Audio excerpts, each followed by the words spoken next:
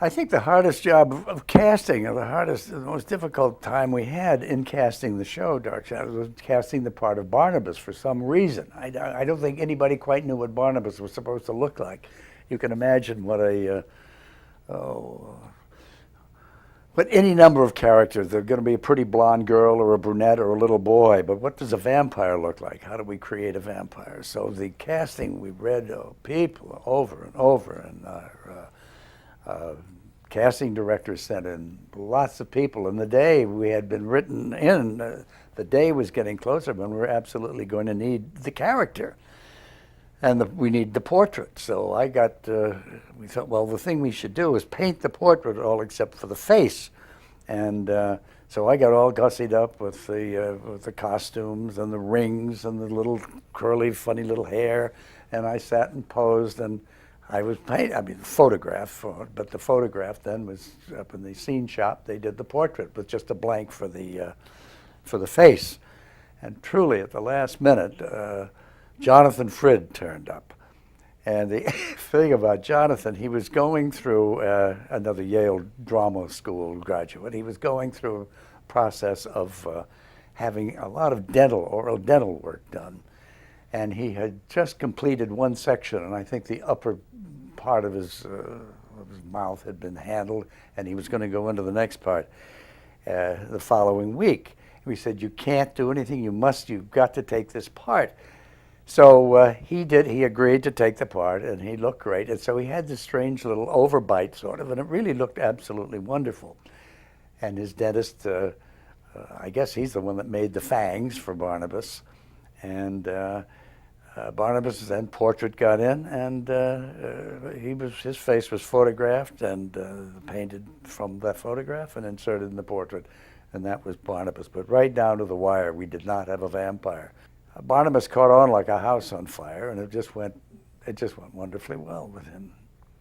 I think the thing about Barnabas, he brought a quality to it that was really, I think, quite wonderful. He was basically, I think, a Shakespearean actor, that's what he wanted to be, and he did have that quality. He had a very classical quality about his performance, and I think he brought that sense of the classic to the part of Barnabas, and it really made all the difference in the world. He just wasn't a snapping and snarling vampire camping away. He played it very straight, as did all our actors on the show, and I think that's what made the difference in the show, that Dark Shadows could be anything that you wanted it to be. You could claim it was camp, you could play it straight, you could, as you viewed it, you could add a certain amount of belief or disbelief or whatever, but we never joked it, we never kidded it, and that made a great deal of difference to the viewing audience. The other thing, probably because we were restricted by space and budget, we did not overproduce the show. It just didn't become too big. It wasn't great sweeping staircases. It wasn't any number of things.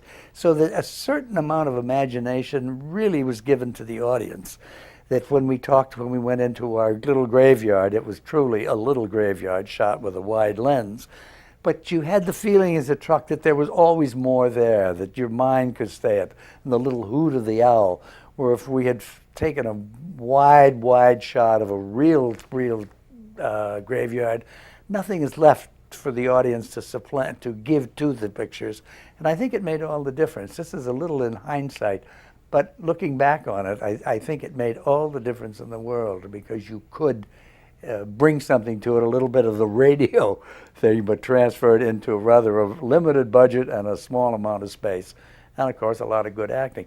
Cy Tomashoff did a remarkable job with the scenery.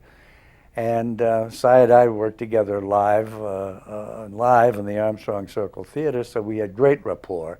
And I knew what I thought Dan wanted, and I knew certainly what I wanted, and Cy and I could agree.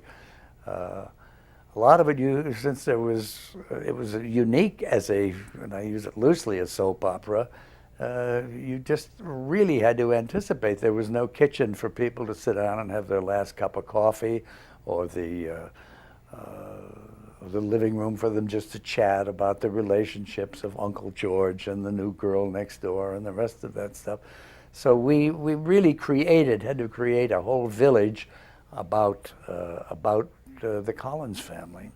The special effects, very often, mostly I would say, Dan worked very closely with the writers, but I would get a call from the writer, from Sam or Gordon, and they'd say, can we do such and so, or do you think we can do such and so?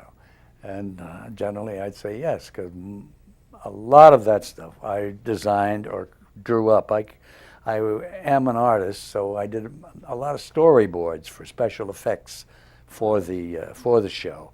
If we had to have a sense of reversed images, we sometimes, because the tape, or the techniques of television at that time were a little primitive, so we would have to create a whole set in reverse so that you had the feeling you were seeing it or walking through the mirror into the set.